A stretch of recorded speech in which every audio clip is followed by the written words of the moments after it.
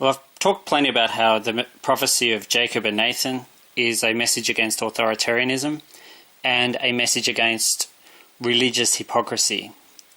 Well, after what happens on Valentine's Day, Ash Wednesday, after the shooting at the Florida high school, in which 17 people died, keeping in mind Jake Wetling was a shooting victim. He was shot, even though he was the victim of an abduction by a sexual predator. He did die from a bullet from a gun.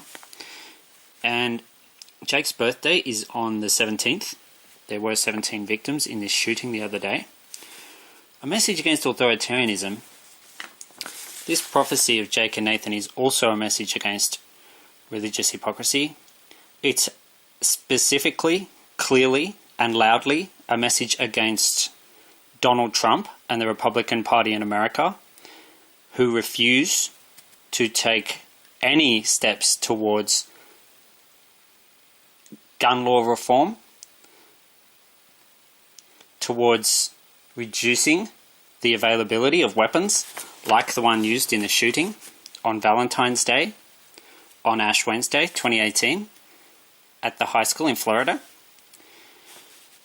And I just want to show you a little clip from CNN which really shows the lying, the propaganda spinning methods of these Republican Party gun-toting, gun-promoting, the National Rifle Association, the NFA. They have way too much power in America. They overrule everybody else. They call it a democracy, but they overrule the majority who would like to see some reasonable restrictions on guns, on gun ownership, on the types of guns that can be freely bought and sold in America. They overrule the majority of people and they call it a democracy. And now we've got Donald Trump promising to reform mental health. Well, I would suggest that what that really is Donald Trump trying to exploit tragedy in the form of mass shootings to further turn America towards being a police state. That's what I would see it as being. And since this prophecy is a message against authoritarianism, then it fits perfectly with what this prophecy is about. And maybe it's no coincidence that this date was not only included, but underlined in the prophecy of Jacob and Nathan. 14th of February was 2 days ago. Today is Friday, the 16th of February, where I live in Australia. It's a date that I put an asterisk next to. And here in Australia, we've got a cyclone forming off the west coast. I have been talking about signs in nature. Omens. Omens that are a sign against authoritarianism, against politicians who tell lies, politicians who use tragedy, terrorism, crime as an excuse to increase their own powers, their own authority, their own power over others, which is not that dissimilar from someone that wants to go and have power over people in a criminal way, if you ask me. It is interesting because the first date here on Jake's list of dates was Wednesday, 6th of December 2017. That turned out to be the date when Donald Trump announced that he was going to recognize Jerusalem as the capital of Israel. There's been some people killed as a direct consequence of Donald Trump doing that. It's caused a lot of uncertainty and increased tensions in the Middle East between Israel and other nations. It wasn't a well-motivated decision. It was a warmongering decision. And I've got nothing against Israel, nothing against Jewish people. But I can see a warmonger in Donald Trump. I can see a dangerous man in Donald Trump. I've seen how the mental health system in New South Wales, Australia, not forgetting that Australia has followed America in mental health and is using mental health as a backup to the criminal justice system, which is a farce.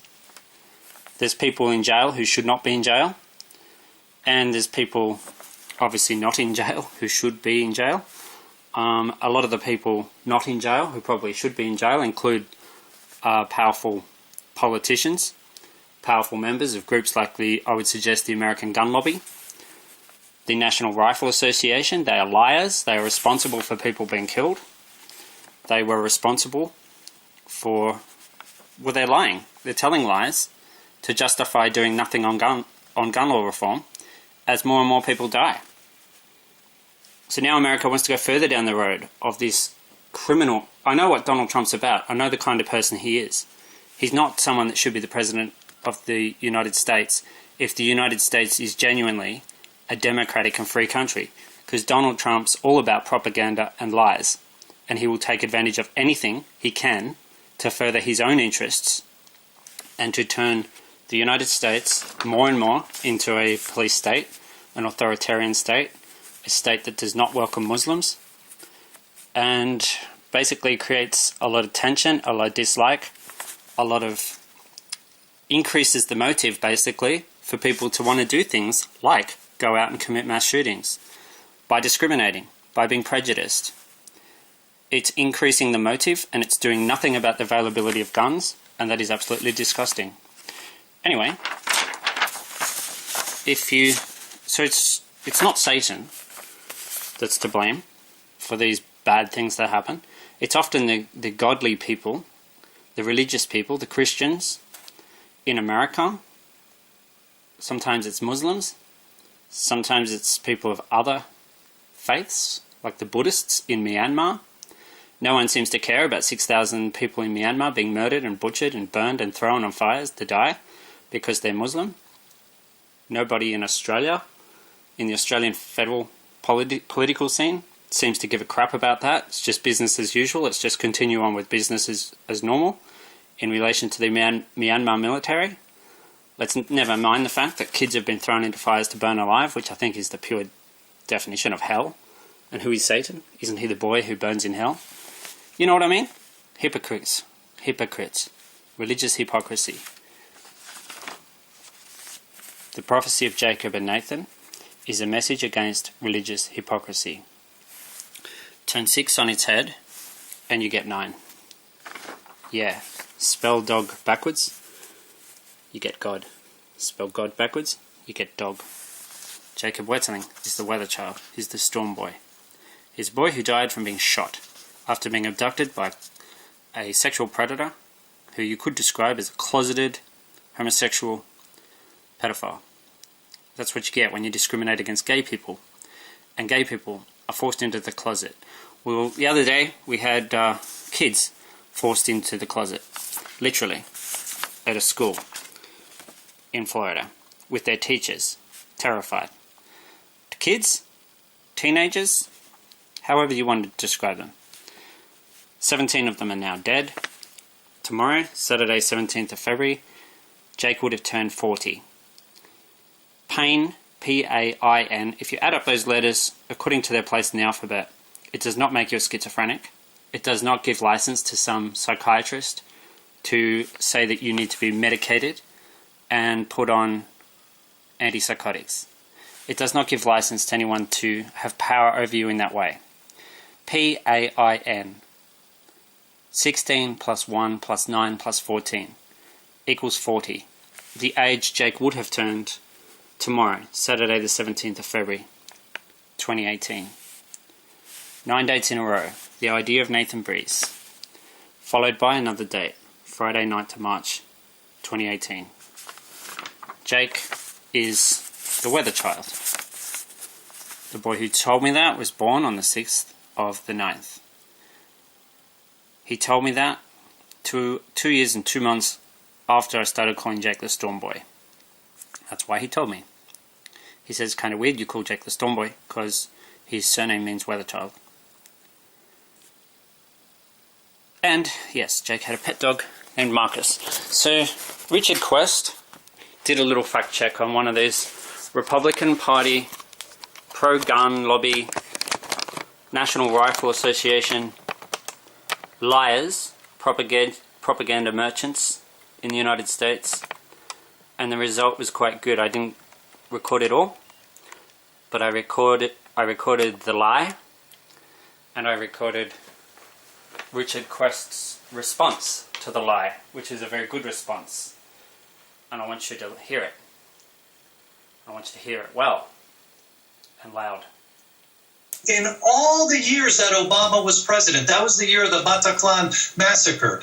They're a much smaller country than we are, and yet they had, in that 1 year, far more deaths than we have. You look at other countries like Finland and Norway. You seriously expect people to accept your argument that a particular terrorist attack, the Bataclan shooting, outweighs all the gun violence over many decades? And you choose, if you look at France, because we looked at it, because I knew you were going to mention the France example, if you look at France, on average, it could have a mass shooting the size of Paris every month for a year and still be less than the United States in an average year. Well done, Richard Quest, on that. Fact-checking. Fact-check. There are facts and there are alternative facts, as some have called them. Well, U.S. President Donald Trump is vowing to ease the pain of the victims' families in whatever way he can. During the comments at the White House, he promised to tackle mental health issues and increase security at the nation's schools. Yeah, but he didn't mention the word gun, not once. We are committed to working with state and local leaders to help secure our schools and tackle the difficult issue of mental health. Later this month, I will be meeting with the nation's governors and attorney generals. We're making our schools and our children safer will be our top priority. It is not enough to simply take actions that make us feel like we are making a difference. Which is precisely what you're doing, Mr. Trump. You are not doing anything about the availability of guns in the United States. You are doing zip, nothing, zero, because a very big part of your support base is the National Rifle Association, the NRA, the people that have been ignoring these mass shootings for years. They don't care. You don't care. You're a liar. You're a propaganda merchant, and you should not be the President of the United States. That's from me, that's from Jacob, that's from Nathan. Nathan died in a firestorm. Climate change is happening, Mr. Trump. Global warming is a real thing, and you are a liar. We must actually make that difference. And you can keep up to date on this story at our website at cnn.com. Let's see if action is taken this time. All right, from Washington.